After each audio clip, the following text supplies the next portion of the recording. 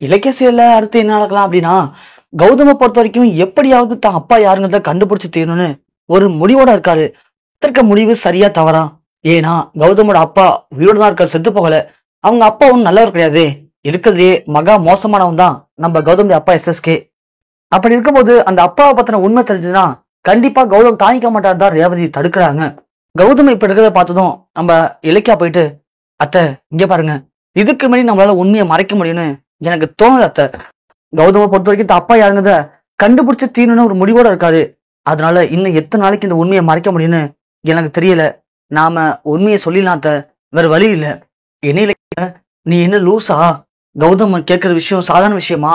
அவங்க அப்பா எஸ்எஸ்கேன்னு தெரிஞ்சா கௌதம் கண்டிப்பா சும்மா இருக்க மாட்டான் இலக்கியா. கண்டிப்பா கொந்தளிப்பான்.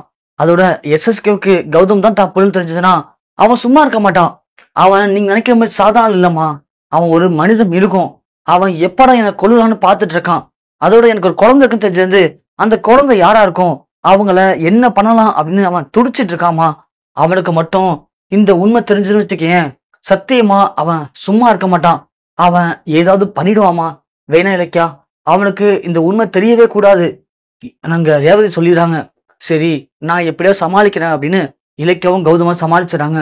அதுக்குள்ள நம்ம தாட்சாயினி ஏற்கனவே கார்த்தியை விட்டு அந்த லாயர்ட்ட பேசியிருந்தாங்க இல்லையா, கௌதம் இருக்க சொத்து எல்லாத்தையும் நம்ம கார்த்தி பேர்ல மாத்தணும், அதுக்கு என்னெல்லாம் பண்ணலாம் அப்படின்னு. அதுக்கேத்த மாதிரி அந்த லாயர் விஷயம் கௌதமுக்கு தெரிய வருது. ஏன்னா அந்த லாயர் இன்னொருத்தர் லாயருக்கு ஃப்ரெண்டு. அந்த லாயர் நம்ம கௌதமுக்கு ஃப்ரெண்டு. சோ அந்த லாயர் கால் பண்ணி கௌதம்கிட்ட பேசுறாங்க. "கௌதம் சார், நான் தான் லாயர் பேசுறேன் சார். சொல்லுங்க, தெரியுது எனக்கு நல்லாவே சார். ஒரு முக்கியமான விஷயம், அதனால தான் ஒரு கால் பண்ணேன். சொல்லுங்க சார், என்னாச்சு?" "ஒண்ணும் இல்ல சார், நமக்கு தெரிஞ்ச லாயர் ஒருத்தவங்கள்ட்ட ஒரு உங்களை பத்தின கேஸ் விஷயம் வந்திருக்கு." என்ன பத்தியா? என்ன வந்திருக்கு?" "இல்ல சார், உங்க தம்பி இருக்கார் இல்லையா கார்த்தி." "ஆமா சார்." அவரு போயிட்டு அவங்க மனைவி அப்புறம் அவங்க ஆன்ட்டியா, இவங்க 3 பேரும் போய் தான் அந்த லாயர்ட்ட ஒரு கேஸ் ஃபைல் பண்ண சொல்லியிருக்காங்க. "என்ன கேஸ் சார்?" "அதாவது நீங்க அவங்க குடும்பத்துல இருக்கிற பையனே கிடையாதாம். சோ கார்த்திக்குடைய அப்பாவுக்கு நீங்க பொறக்கல. நீங்க யாரோ ஒருத்தவன். ஆனா நீங்க இந்த குடும்பத்துக்குள்ள வந்து எல்லாரையும் உருட்டி மிரட்டி உங்க அப்பாவுக்கு தெரியாம சொத்தெல்லாம் உங்க பேர்ல மாத்திட்டீங்களாம். உங்க அப்பாவுக்கு கொஞ்சம் மனநிலைமை சரியில்லாம இருக்கான். அதை பயன்படுத்தி அவர் சொத்து எல்லாத்தையும் நீங்க ஆட்டிய போட ட்ரை பண்றீங்க அப்படின்னு இப்போ கார்த்தி ஒரு கேஸ் ஃபைல் பண்ணியிருக்காரு. உங்க அப்பா உங்க பேர் எழுதி வச்ச சொத்து எதுவுமே உண்மை கிடையாது. அது எல்லாமே அவங்க அப்பா மனநலம் சரியில்லாம இருந்தப்ப எழுதி வச்சதுதான். இது ஒரு போலி சைனு. சொத்தெல்லாம் எனக்கு மீட்டு கொடுங்க அப்படின்னு கார்த்தி கேஸ் ஃபைல் பண்ணியிருக்காரு சார்." அந்த லாயரும் கொஞ்சம் நல்ல லாயர் தான். அவர் மூவ் பண்ணாருன்னா கண்டிப்பா இந்த கேஸ ஜெயிக்க தான் ட்ரை பண்ணுவாரு. அதனால எனக்கு இந்த விஷயம் தெரிஞ்சது, அதான் உங்களுக்கு கால் பண்ணி இன்ஃபார்ம் பண்ணலான்னு சொல்லிட்டு கௌதம் உடனே போன் டென்ஷனா, "சரி சார், நான் பார்த்தேன்னு" சொல்லி வச்சிடாரு. ஜானகி பார்த்துட்டு, "என்னாச்சு கௌதம், ஏன்ப்பா ஒரு மாதிரி டென்ஷனா இருக்க?"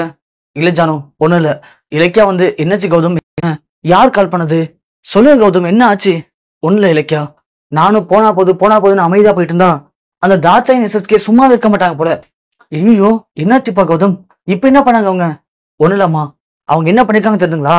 கார்த்தியை தூண்டி விட்டு ஒரு லாயரை போய் பார்த்திருக்காங்க. இப்போ கோர்ட்ல கேஸ் ஃபைல் பண்ண போறாங்களாம்." "என்ன கேஸ் கௌதம்?" "அதான், அப்பா என் பேர் வச்ச சொத்து எல்லாமே நான் அப்பாவை ஏமாத்தி வாங்கினதான். அப்பாவுக்கு." "அப்பாவுக்கு என்னாச்சா கௌதம், சொல்றா, என்னாச்சு உங்க அப்பாவுக்கு?" "இல்லம்மா, அப்பாவுக்கு மனநிலைமை சரியில்லையாம். அதை பயன்படுத்தி நான் தான் அப்பா கிட்ட இருந்து சொத்து எல்லாத்தையும் என் பேருக்கு மாத்திட்டானா. அதனால இந்த சொத்துலாம் என் பேருக்கு மாறினது செல்லாது. இது ஒரு போலி, போர்ஜரி பண்ணியிருக்கேன். அதனால என்கிட்ட இருக்க சொத்தெல்லாம் மீட்டு கார்த்திட்ட ஒப்படைக்கணும் அப்படின்னு கார்த்தி இப்போ கோர்ட்ல கேஸ் ஃபைல் பண்ண போறானா. அந்த லாயர் நம்ம லாயருக்கு தெரிஞ்சவரு. அவர் தான் முன்னாடியே இன்ஃபர்மேஷனை பாஸ் பண்ணியிருக்காரு. அவர் மூலியமா தான் எனக்கு இப்போ லாயர் கால் பண்ணி நடந்து அதே சொல்றாங்க. கார்த்தி சொத்துக்காக இப்படிலாம் பண்ணுவேன்னு சத்தியமா எதிர்பார்க்கவே இல்லை. அதுவும் அந்த தாட்சாயினி எதுக்காக கார்த்தி தூண்டி விட்டு இப்பெல்லாம் பண்றாங்க? உங்களுக்கு தெரியாதா கௌதம், கூட அந்த குட்ட குழப்பி அஞ்சலியும் இருக்கா. சோ கார்த்தி ஏன் தான் இப்படி இருக்கான்னு தெரியலையே கௌதம். கார்த்தி எதையுமே யோசிக்கவே மாட்டாரா? எதையுமே கொஞ்சம் கூட யோசிக்காம அந்த அஞ்சலி சொல்ற எல்லாத்துக்கும் தள்ளி ஆடிட்டு இருக்காரு. அதனால அந்த அஞ்சலி அந்த எஸ்எஸ்கே தாட்சாயினி கூட சேர்ந்துக்கிட்டு உங்ககிட்ட இருக்க சொத்தெல்லாம் புடுங்கணும்னு என்ன திட்டம் போட்டு இருக்கா. ச்சே, ஏன் தான் இப்ப இருக்கான்னு தெரியல அந்த அஞ்சலி. இல்ல இலக்கியா, இதுக்கு மேல சும்மா ஆயிட்டோம்னா நம்ம குடும்பமானத்தை அந்த அஞ்சலி கார்த்தி 2 பேரும் சேர்ந்து இதுக்கு மேல அப்பா சேர்த்து வச்ச கொஞ்சம் இந்த சொத்தையும் அவன்கிட்டயே கொடுத்துடலாம். நமக்கு சொத்தெல்லாம் ஒண்ணும் தேவையில்லை. எதுக்கு தான் ஏன் தான் இப்பெல்லாம் பண்றான்னு தெரியல. இவனை விட்டோம்னா இன்னும் ஏதாவது கிறுக்குத்தனமா பண்ணிக்கிட்டே இருப்பான். நான் அவன் பேர்ல சொத்தையும் மாத்தலான் இருக்கேன். கௌதம், நீ என்ன லூசா? எதுக்குடா நீ மாத்த போற? என்ன ஜானு சொல்ற? எதுக்கு மாத்த போறானா? அவன் என்ன காரியம் பண்ணிட்டு இருக்கான்னு தெரியுதா உனக்கு? இதுக்கு மேலே பார்த்துட்டு சும்மா இருக்க முடியுமா? இங்க பாரு கௌதம், நீ சும்மா இருக்க வேணாம். ஆனா அதுக்காக அவன் பண்றதெல்லாம் பார்த்துட்டு பொறுத்துட்டு இருக்க முடியுமா ஜானு? சொல்லு பார்க்கலாம். அதனால வேணா ஜானு, நான் சொத்தெல்லாம் வந்து ஒப்படைச்சிடறேன். உங்க அப்பா இதெல்லாம் உன் பேர் எழுதி வச்சிருக்காரு. அப்படி நீ பாட்டு உன் இஷ்டத்துக்கு யார்கிட்ட வேணும் கொடுக்குறானா அது எப்படி கௌதம்? அதெல்லாம் முடியாது. அந்த கார்த்தி என்ன வேணும் பண்ணட்டும், எனக்கு அதை பத்தி கவலை இல்லை. ஏதோ புள்ளையாச்சே, ஏதோ கெட்டுப்படக்கூடாது அப்படின்னு தான் நான் உன்கிட்ட சொன்னேன். ஆனா அதுக்காக அவன் நம்ம குடும்ப மானத்தை இது பண்ணி ஒன்னு அசிங்கப்படுத்தி சொத்தெல்லாம் புடுங்க ஆசைப்படுவான். அதை பார்த்து சும்மா இருப்ப நினைக்கிறியா? இல்ல கௌதம், இதுக்கு மேல நான் பொறுமையா இருக்க போறது இல்ல. அந்த கார்த்தி என்ன வேணும் பண்ணட்டும், நான் பாத்துக்கிறேன். இப்ப என்ன, கோர்ட்ல வந்து உங்க அப்பாவுக்கு பைத்தியம் முடிச்சுன்னு சொல்லப்பானா அந்த பைத்தியக்கார பைய? சொல்லட்டும்டா, சொல்லட்டும். ஆனா நான் இருக்கேன்ல, நான் உயிர் தானே இருக்கேன். உங்க அப்பா உயிர் தானே இருக்காரு. நாங்க ஒன்னும் செத்து போயிடலையே. நாங்க சொல்றோம் கௌதம், இது கௌதம் ஏன் புள்ளதான். நாங்க தான் சொந்தமா யோசிச்சு எங்களுடைய சுயநினைவோட தான் எழுதி வச்சிருக்கோம். எங்களை யாரும் ஏமாத்தி வாங்கில, நாங்க ஒண்ணு ஏமாந்தும் போயிடன்னு நான் வந்து சொல்றேன்ப்பா. நீ இதுக்காகலாம் சொத்தாம பிள்ளை மாத்த வேணாம். நான் சொல்றது கேளு கௌதம். இல்ல ஜானு, ஏன் பிரச்சனையை வளர்த்துட்டு இருக்குன்னு நினைக்கிறீங்க? வேணா ஜானு, எனக்கு பிடிக்கல. எனக்கு சொத்து வேணாம். நான் ஒண்ணு சொத்தை நம்பி உங்களுக்கு புள்ளியா இல்லையே. இந்த மாதிரி சொல்லும் போது எனக்கு ரொம்ப கஷ்டமா இருக்கு ஜானு. அதுவும் இது வரைக்கும் அண்ணன் தம்பியா பழகுன கார்த்தி இப்படி சொல்லுவான்னு சத்தியமா நான் எதிர்பார்க்கவே இல்லை. கார்த்தி எனக்கு சொன்னது எனக்கு ரொம்ப கஷ்டமா இருக்கு.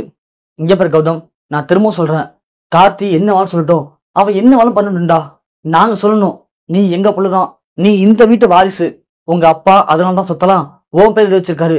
உங்க அப்பாவுக்கு ஒண்ணு தெரியாம எழுதி வைக்கலையே, எல்லாம் தெரிஞ்சா எழுதி வச்சாரு. ஏன் இந்த கார்த்திக் எழுதி வைக்கல சொல்லு பார்க்கலாம். அவன் என்னதான் நாங்க பெத்தெடுத்த புள்ளியா இருந்தாலும் அவன் ஒண்ணு எங்க புள்ள மாதிரி நடந்துக்கலையே. ஆனா ஒன்னா 10 மாசம் சுமந்து பெக்கல. ஆனா நீதான் கௌதம் என் புள்ள. என்னுடைய மனநிலைமை அறிஞ்சு என்ன பண்ணணும் ஏது பண்ணணுங்கிறத கரெக்டா பண்ணிட்டு இருக்க. அதான் சொல்றேன், இந்த சொத்து உங்க அப்பா கஷ்டப்பட்டு சம்பாதிச்சது. இது ஒண்ணு உங்க தாத்தா சம்பாதிச்சது இல்ல. உங்க அப்பா சம்பாதிச்ச சொத்தை தான் உன் பேர் எழுதியிருக்காரு. நீ அதை இன்னும் அதிகமா சம்பாதிச்சுதான் வச்சிருக்க. இந்த குடும்பத்துடைய பேரு மான மரியாதை எல்லாத்தையும் காப்பாத்தினது நீயும் என் மருமக இலக்கியம் தான். அப்படி இருக்கும்போது நீங்க யாருக்காகவும் பயந்து போய் சொத்தை கொடுக்கணும்னு எந்த ஒரு அவசியமும் இல்லை கௌதம். அந்த கார்த்தி, அந்த அஞ்சலி, தாட்சாயினி, SSK, பைரவின்னு யார் வேணாலும் என்ன வேணாலும் பண்ணட்டும். அவங்க எங்க வேணாலும் போகட்டும். நான் இருக்கல, அம்மா நான் இருக்கவன் கூட. அதனால நீ எதுக்கும் கலங்காத. நீ தான் என் புள்ள. என் சொத்துக்கெல்லாம் வாரிசு நீ தான். உங்க அப்பா எழுத சொத்தை நீ மட்டும் அந்த கார்த்தி பள்ளியோ அஞ்சலி பள்ளியோ மாத்திரம் தெரிஞ்சது அப்ப இந்த அம்மாவை நீ உயிரோட பார்க்க முடியாது சொல்லிட்டேன். இங்க ஜானு சொன்னாலும் கௌதம் மணி, ஜானு என்ன பேசுற? அப்ப என்ன கௌதம், நானும் சொல்லிட்டு நீ கேட்க மாட்டியே. நான் திரும்ப சொல்றேன், இன்னொரு வாட்டி சொத்தை பத்தி பேசினேன் அப்ப நான் சொன்னதான் நடக்கும். ஜானு விடு ஜானு, நான் எதுவும் பண்ண மாட்டேன், அழாத வா அப்படின்னு ஜானகியை கட்டி பிடிச்சி சமாதானப்படுத்துறாரு நம்ம கௌதம்.